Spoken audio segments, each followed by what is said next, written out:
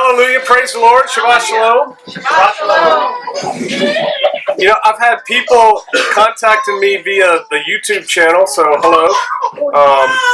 And they're saying things like, you know, is it okay if we worship with you? Because we watched the videos, you know, that we shot this week, next week or something, you know, I don't know. Of course, right? It's a free country, and that's one of the nice things about the internet, so hello. And thanks to the people worshiping with us on YouTube. Okay, so like a show of hands in the audience. Who here has ever learned something from the Bible, from the Word? Right? Everybody. Who here has ever learned something in the Word that made you go, no, that can't be true? Oh, wow, that's interesting. Who here has learned something like that? Something that kind of rocked your world a little bit? Okay. I know a lot of us who came out of, you know, our former purely Christian denominational kind of background to an understanding of Torah, that a lot of that happened for us in ways. So we do see things, we learn things, and I pray that we never lose the ability to learn new things from the Word and to see things that are there, right? But it's like the scales come off our eyes and it's like, oh, it does say that. And a lot of times, especially those of us with loved ones who, like in this particular case, because a conversation Sister Kate had with a friend of hers who gets Torah but nobody in her circles does, was like, how do we share this with people? How do we show it to them so that they understand? Because some of the things that we learn, if we hang on to our previous preconceptions, they're hard to accept at first. And the reason they're hard to accept is because we think our ego is more important and we think our understanding is more important than what it is. And I just leave you that, or start you with that today, because I think today's sermon, message, teaching, whatever you want to call it, could be slightly controversial. And maybe not so much controversial necessarily for this particular group, but definitely controversial for some of the people that are watching us on YouTube and then watching it on Facebook, because I've been reading what people have been saying. And so I think it could be controversial. And here's the deal. The Lord kind of changed the sermon on me, you know, the Most High about a week ago. And it's not my intent. It is never my intent to be controversial. It's like, let's be controversial, right? It'll get more people talking. That's not my intent. It's not about me. Actually, I kind of try to shy away from controversy. But on this one thing that we're going to do today, I think it's important. So let's just do that. Today, try to let your intellect, the Spirit, the Word lead you, and not your emotions, not your automatic knee-jerk response. No, that can't be true because that's not what I believe. Of course I can eat ham. All things are clean to me. Yeah, remember that? Remember when you run into people with that? All right, and then let's see what we can discern from the Word, and let's kind of connect the dots as we go. So with that, we are continuing our study of Acts. We're going to be in Acts 13. Somebody with a clear voice, please read us the first verse of Acts 13. And in the assembly that was at Antioch, there were certain prophets and teachers, both Barnabas and Simon, who was called Niger, and Lucius of Cyrene, and Manahem, who had been brought up with Herodes, the district ruler, and Shaul. All right, so that is it. Now, we're going to start right off. I set my brother up, but I would have set anybody else here up who read that verse. And I looked it up in scriptures, and I looked it up in King James, and I figured that's pretty much what everyone here has. And it's the word Niger, right? And we say Niger. But you know how you pronounce that word in Greek? Niger.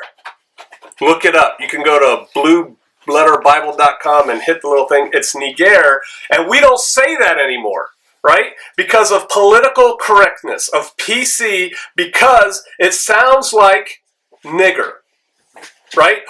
That's a word nobody's allowed to say in this country except black rap stars, right? If you're not a black rap star, you can't say the N-word, right? That's political correctness. But the word is Niger. That's how it's pronounced. It's a Greek word. This was written in Greek.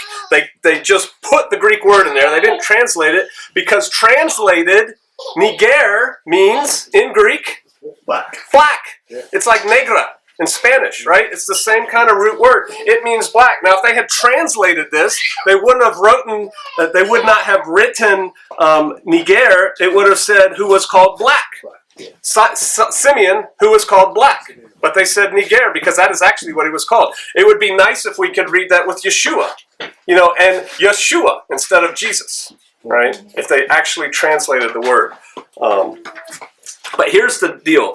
Niger means black in Greek, and that's the truth. That's what it means, and that's how you pronounce it. And our first teaching point today is we need to speak the truth boldly, whatever it is. The truth can be offensive to somebody. Fine. It's their right if they want to be offended. It is not their right not to be offended. Think about that. Nobody has a right not to be offended. It's part of free speech. It's part of truth, and the truth can be bad. In Canada right now, you can't read parts of the word in public that talks about sodomy being a sin, because that's bad against homosexuals. It's the truth. And so we need to, as a people, grab onto the truth more and go with that. So, there's that.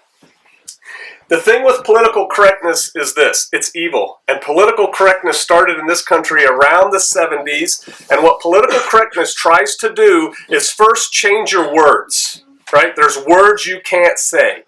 You can't say Niger. You can't say nigger if you're not a black rap star.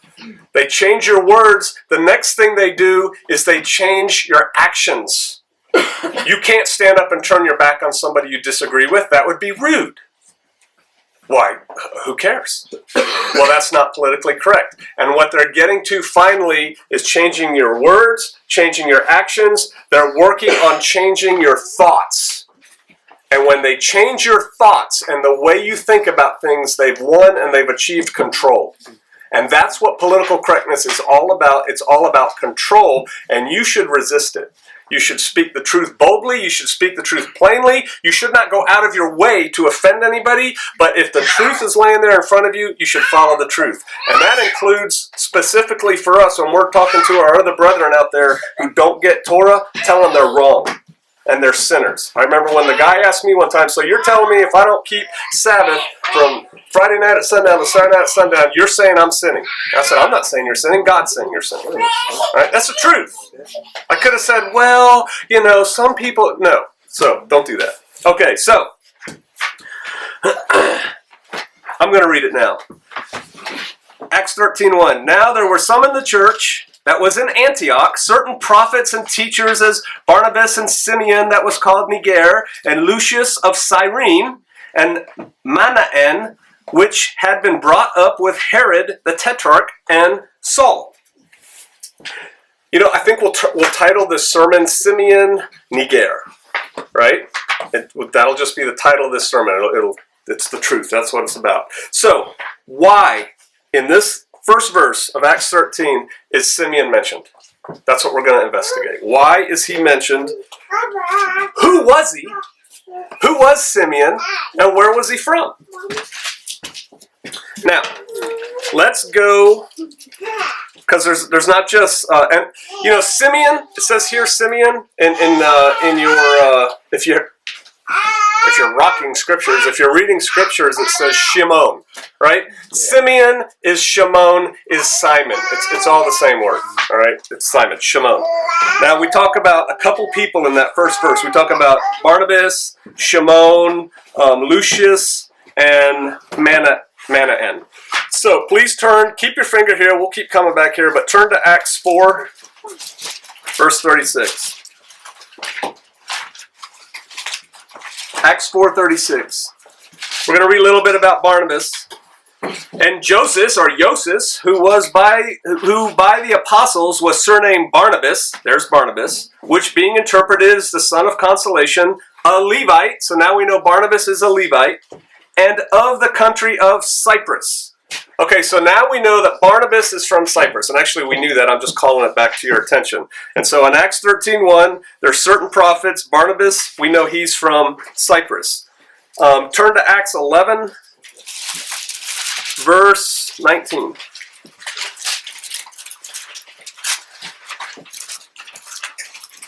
We covered this a couple weeks ago, but we're going to look at it again. We're building a case here. We're going to start connecting dots. Acts 11:19. Now there were which were scattered abroad upon the persecution that arose about Stephen, traveled as far as Phoenicia and Cyprus and Antioch, preaching the word to none but unto the Jews only. And so here we have mention of people from Cyprus. Who is that?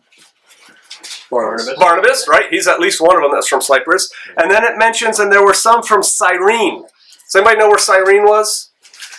Cyrene is North Africa, all right? And it's kind of east of what's considered Libya, but it's northern Africa is where Cyrene is. So we know where Cyprus is. That's where Sister Kate was born. That's why it's famous. And then there's northern Africa, which is where Cyrene is.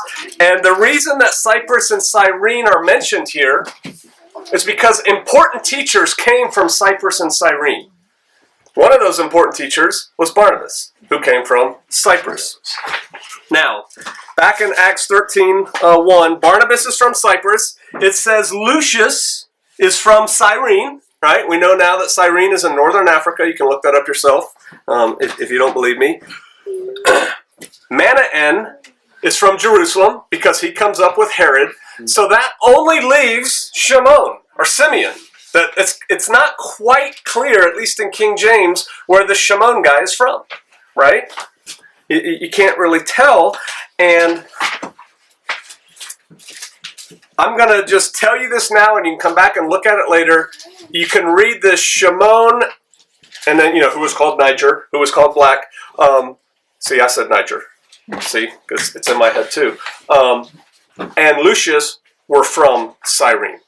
Now we're going to come back and show you more cases why that's the case. But he's called Black, North Africa, Cyrene, probably him. All right, let's learn a little bit more about Simon or Shimon or Simeon. Let's go to Matthew 27. You can keep a finger here if you want. We'll be back here. Matthew 27, verse 31, I think is where we're going.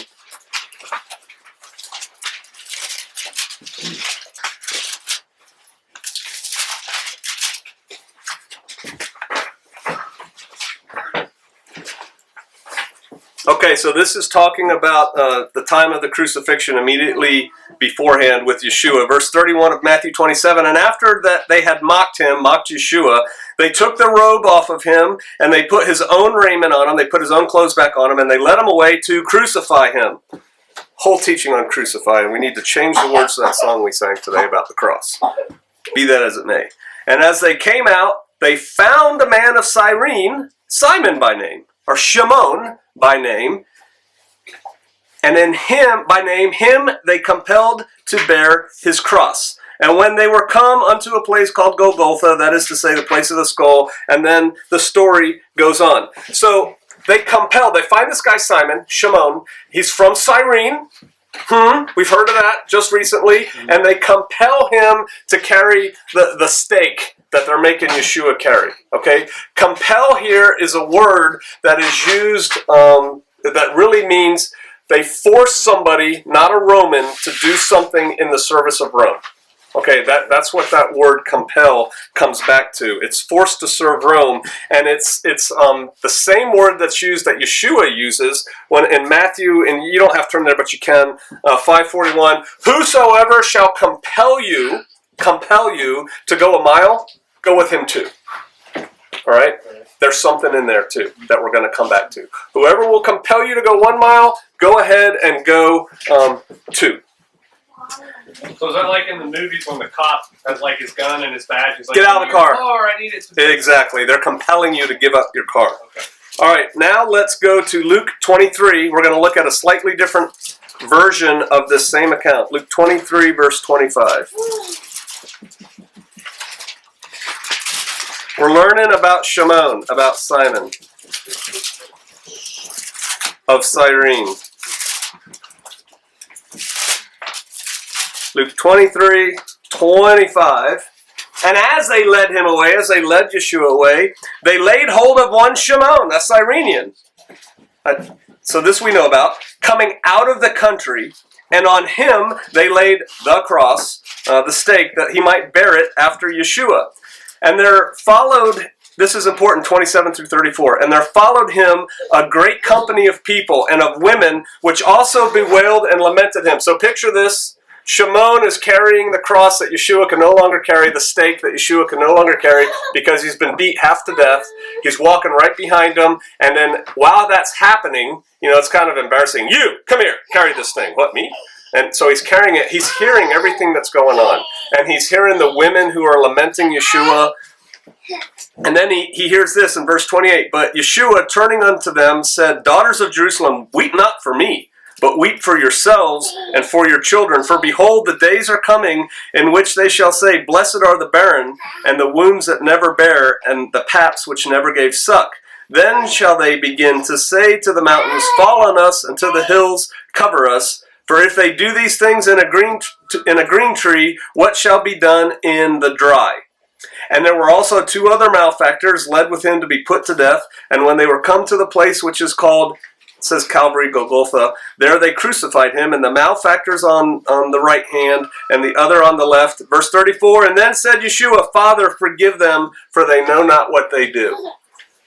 Pretty good chance that this Shimon, who had to bear that cross, because it was heavy for anybody, that stake, when he got there, he definitely heard the women. He's probably hearing the conversation because he puts it down. He's surrounded by a crowd. He can't really leave at this point. He's probably wondering if the Roman's going to make him do something else. And so he hears Yeshua say, Forgive them. They don't know what they're doing.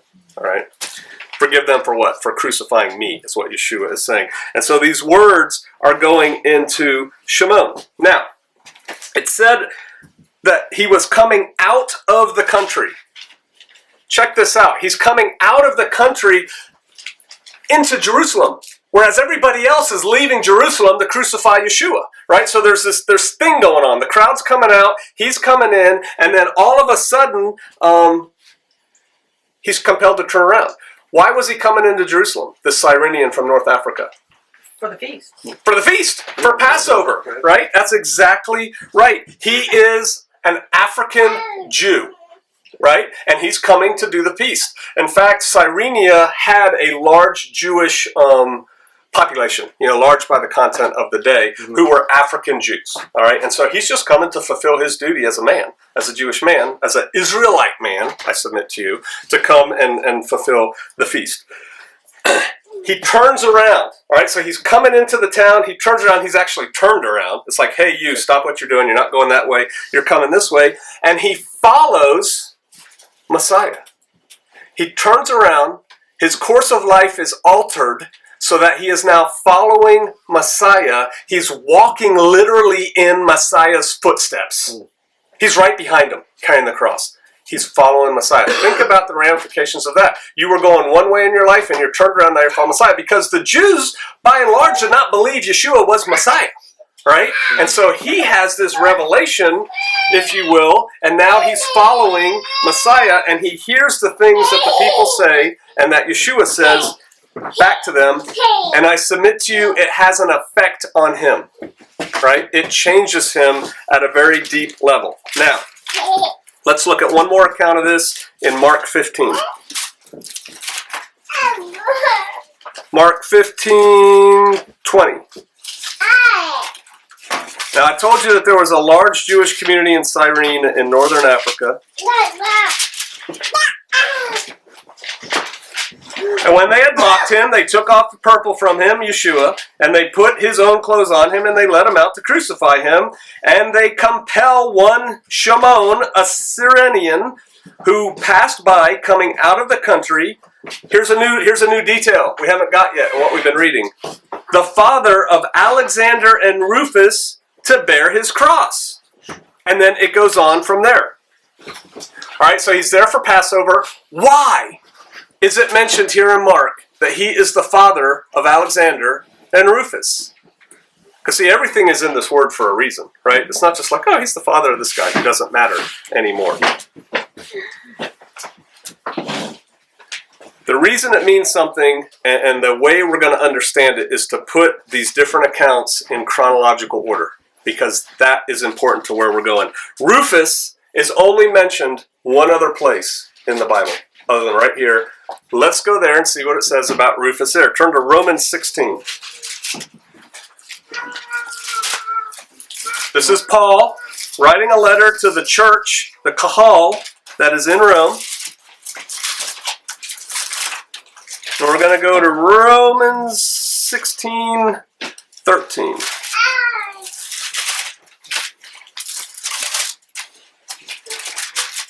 So it's at the end of his epistle, at the end of his letter, that Paul says in Romans 16:13, towards the end, salute Rufus. Say hi to Rufus. Give Rufus my regards. Chosen of Yahweh, and his mother and mine. Say hi to Rufus for me, since you guys are getting this letter. Make sure you seek him out. Say hi to him. He is chosen by the Most High Yah, and also to his mother and mine. He's like saying, she's like my mom too. She took care of me also. And so, we have to ask ourselves, why is Paul doing that? Why is Paul, out of everybody that he could talk to in the church in Rome, why is he singling out? He singles out others, but why does he single out Rufus? Now, what we have to understand is this. We read in Acts about Shimon, right? And then this letter to Rome was written years later than what we read in Acts. Years later. And in Acts 11, and we were there, 19 and 21, it says that Shimon turned, right? He turned and followed the Lord. He turned and followed Yeshua at that point. He was compelled to, but in fact, he turned.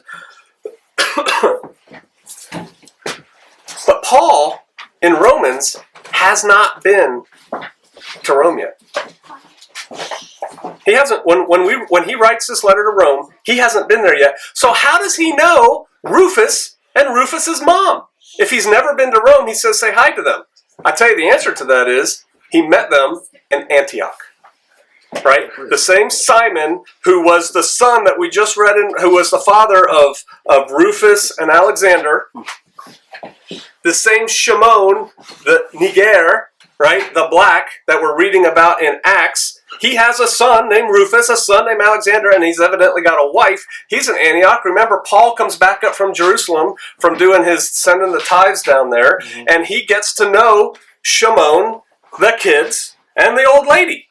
And he establishes friendships with him. We're going deeper on that with him. Let's look at Acts 11. We should probably do that again, just to see it with your own eyes. Acts 11, like 19, I think.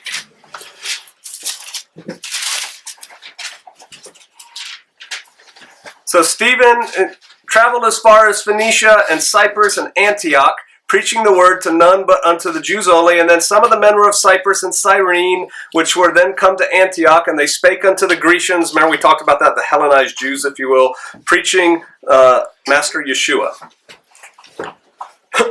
Excuse me.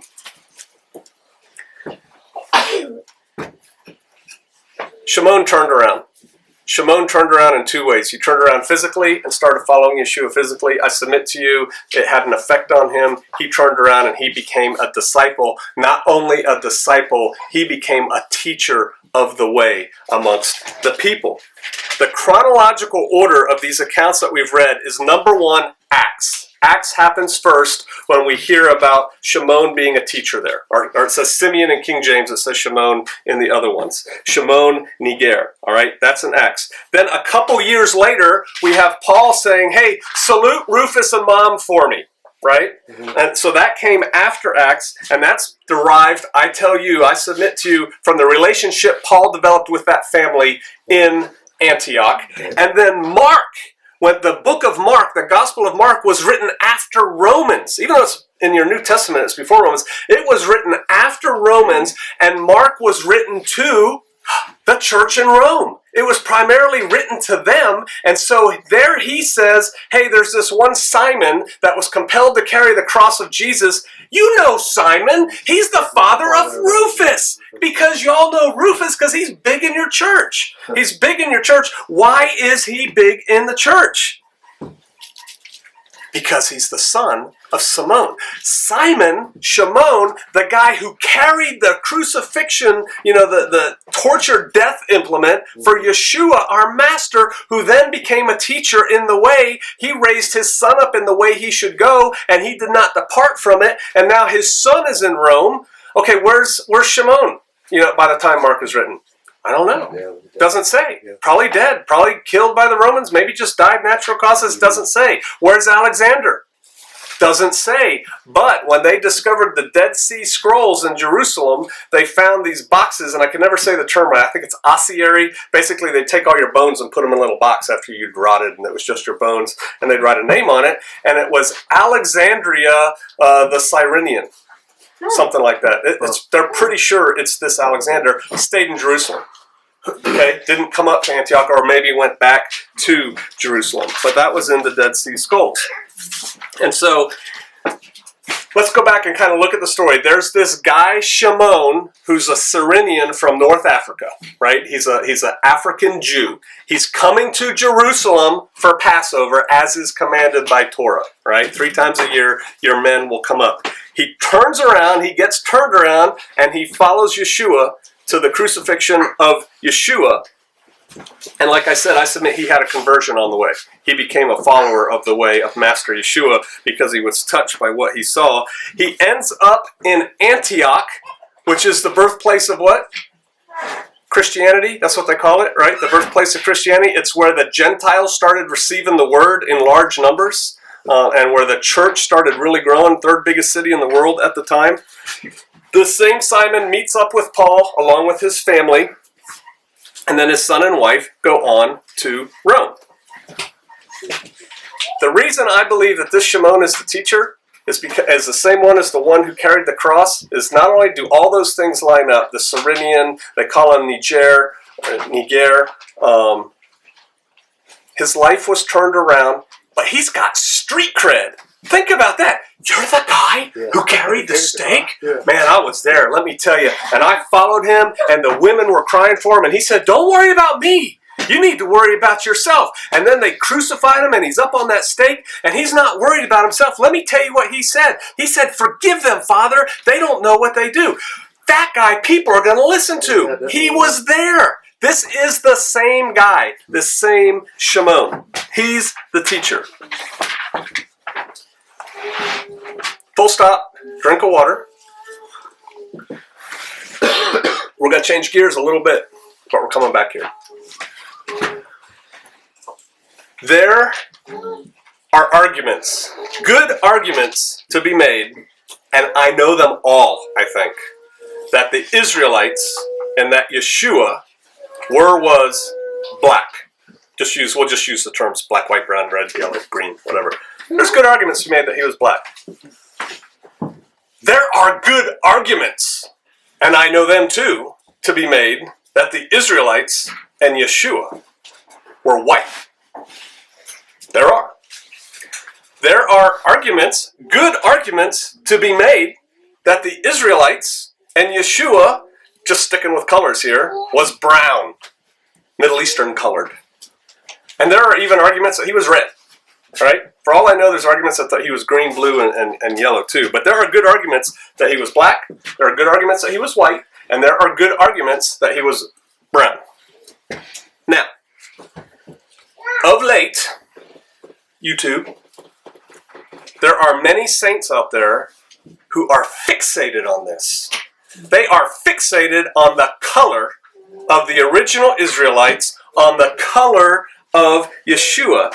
And they love to discuss the original Israelites and what color they were.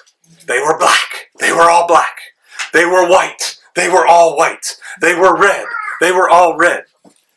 They're into this. This is what the focus of their studies in this word is becoming, and it's what they're finding important. And I submit to you that many of these people have taken a perverse pride in the color of their skin, in the melanin content of their body. It's like, well, I'm white, just like Yeshua was. I'm black, just like Yeshua was. I'm brown, just like Yeshua was. Yeshua was a red man. I'm red, just like him. They're into that.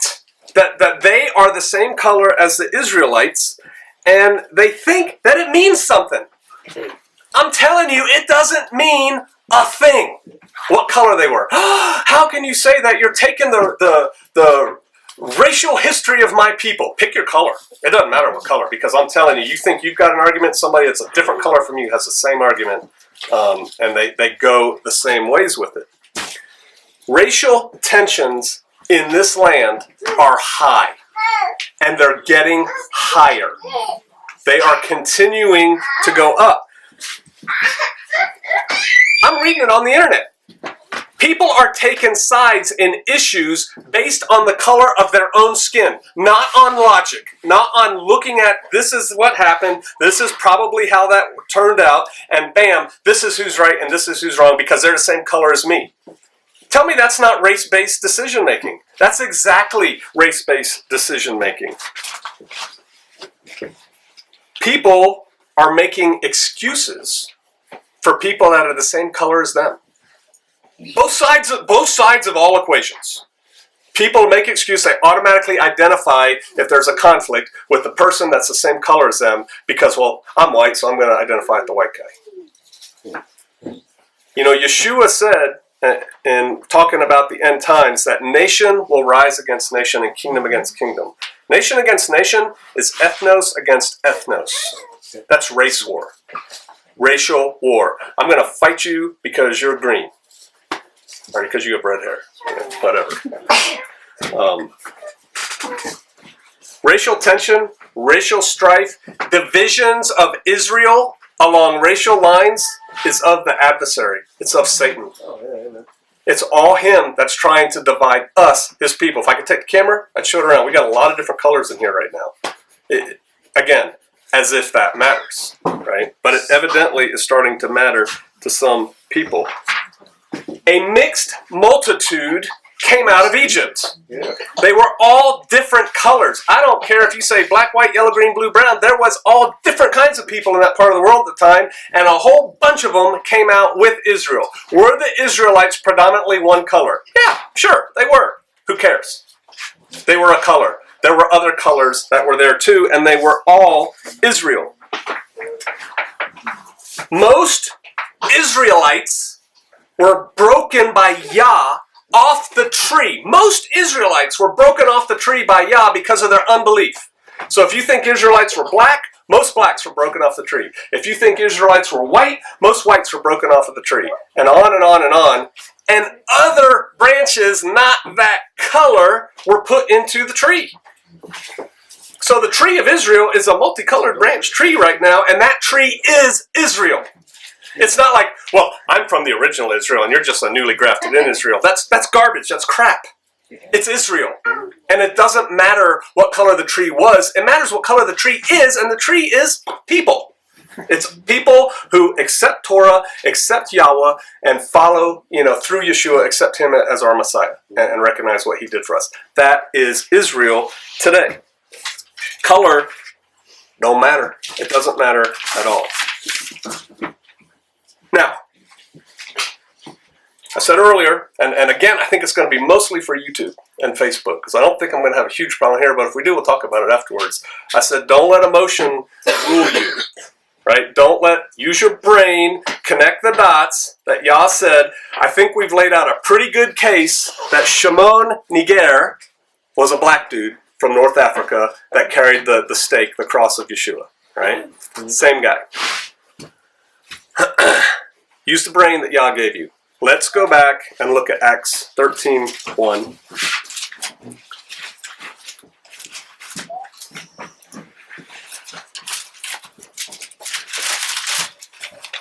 Now there were in the church that was at Antioch certain prophets and teachers as Barnabas and Shimon that was called Niger.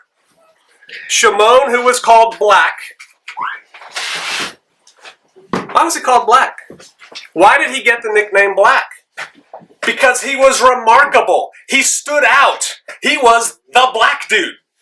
Hey, so Which one's Brother Justin in the Shofarians? He's the tall black guy. Oh, okay. People, that's a PC thing. You can't say that. Why not? The easiest way to differentiate Brother Justin out of all of us is to say he's the tall black guy. The same way we could pick Brother Flanagan and say, which one's he? He's the guy with the big red beard? You said red. It's just a thing, but they call him the black. But it's remarkable. They're not all black. Shimon's black. That gives him a nickname. Black. Blackie. You know, whatever. That's what they call him. Go back to Matthew 27.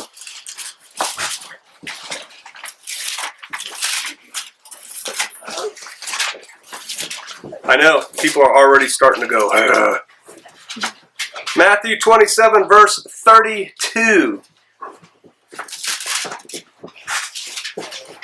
And they came out and they found a man of Cyrene, North Africa, Shimon by name, and him they compelled to bear his cross. Imagine the scene. Yeshua is there. They're coming out of the thing. He's all bloody. He's carrying this cross. He's stumbling into the stake. He can barely do it. He is surrounded by his people, his disciples who are wailing. His disciples at this point are what? Jews, right? Jews are Israelites, right? These are the original people, right? There's also the bad Jews, right, that want him killed. But they're still what? Jews, Israelites. They're surrounding him. So there's this crowd. It's kind of chaotic. And there's Roman guards who are responsible for getting this guy to the place of execution, right? All of a sudden, he stumbles and falls. He can't carry it anymore. And so the Roman soldier has to get this show moving, and he's got to pick somebody to pick this thing up. What color is the Roman soldier? Oh, white. He's a white dude, right? He's definitely a white dude. He's looking out over the crowd. You know, here's Yeshua. He stumbles, and he goes, hey, you, Shimon, come here. He doesn't know his name, Shimon. Come here. Why did he pick him? Because he stood out. Out of the whole crowd. He picked him because he stood out from the crowd. You think racism doesn't exist? You think people don't notice people who are different than them? I'm telling you, he picked Simon, Shimon, the Syrian. They even say that, or Cyrenian. They say that. Simon, the dude from North Africa, the black guy. He picked the black guy to carry this burden. You, come here, carry this. And he's got to do it. If he doesn't do it, they'll kill him. Oh, yeah. Okay. He picked him because he was black. He noticed him because he was black. That means most of the people there on the scene were not black. They were a different color. Shimon Niger was called out, was chosen, was given a nickname later in Antioch because he was different, because he was black. Now, that's just something to chew on and think about. But here's the deal. If our Heavenly Father thought it was important for us to know what color Yeshua was, what color skin he had, he would tell us. He told us not to eat pig. That's pretty clear. I don't eat that. He didn't say, don't eat, animals. He's very specific because it's important.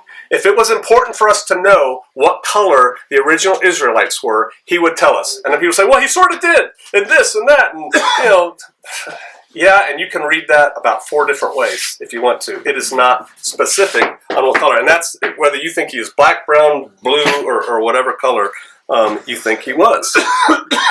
Isaiah 53:2.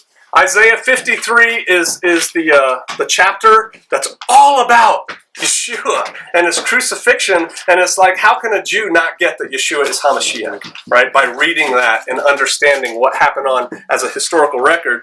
And in Isaiah 53:2, we can read this. He, Yeshua, right, that's what he's talking about, has no form or splendor that we should look upon him, no appearance that we should desire him. He's nothing to look at. He's got no form that we should care about. He's got no splendor that we should care about. Put simply, he's not a good-looking guy. I mean, Yeshua was not what anyone would consider a good-looking guy, no matter what color he was. He was certainly no Caesar Borgia, right? I mean, we know the deal on that, or most of us do know the deal on that. He was certainly no Caesar Borgia, right? I submit he probably wasn't the Mormon blonde-haired, blue-eyed Jesus either, right?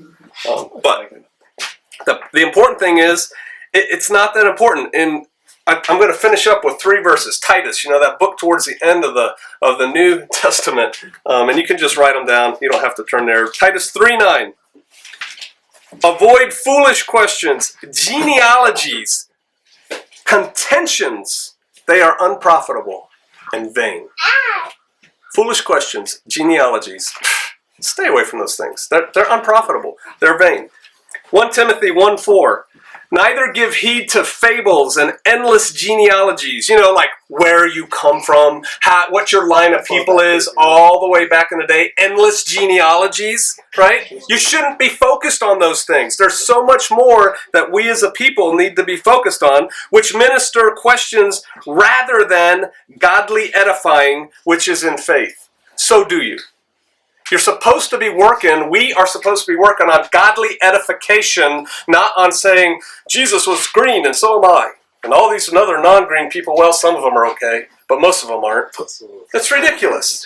It is ridiculous. And it's not what we're supposed to be focused on. Everybody turn, please, to 1 John. I'm going to go to 1 John 2.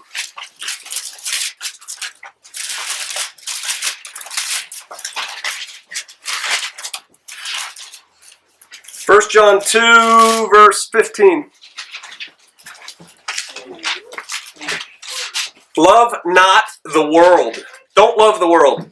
Neither the things that are in the world. If any man loves the world, the love of the Father is not in him. If you love the world, the love of Yah is not in you. Why? Read on. Verse 16. For all that is in the world, here we go. Here's a list of things that are in the world that we're not supposed to love. The lust of the flesh, and the lust of the eyes, the pride of life. You know what my people were. But I can trace through my great-grandmother all the way back to the Ashkenazi Jews. Some people think that's cool. Some people say, I can trace my people all the way back because we were black Israelites. Well, I can trace my people all the way back to Adam because we're white. These are endless genealogies. These are pride of life. That doesn't matter. Your ancestors in this matter don't matter. What matters is where you are today, where you are with Yeshua today, where you are with Yah's will today. For the lust of the eyes and the pride of life is not of the Father, but is of the world. And the world passes away and the lust thereof. But he that does the will of the Father abides forever. We need to quit focusing on race. We need to quit focusing on skin color. It's been done. We should stop talking about it. There are so many more things that we need to focus on. We need to focus on Him. We need to focus on Yeshua. We need to focus on being obedient to Yah, not who my great-great-grandfather 40 times removed was. Because he don't matter. And he either was an Israelite or he wasn't, and if he was probably broken off the tree somewhere along the line, and somebody else was grafted in. And if he wasn't, well, you're now grafted into the tree, and so you're welcome to the tree. Right. Stop focusing on race. Start focusing on Yeshua. Let's pray.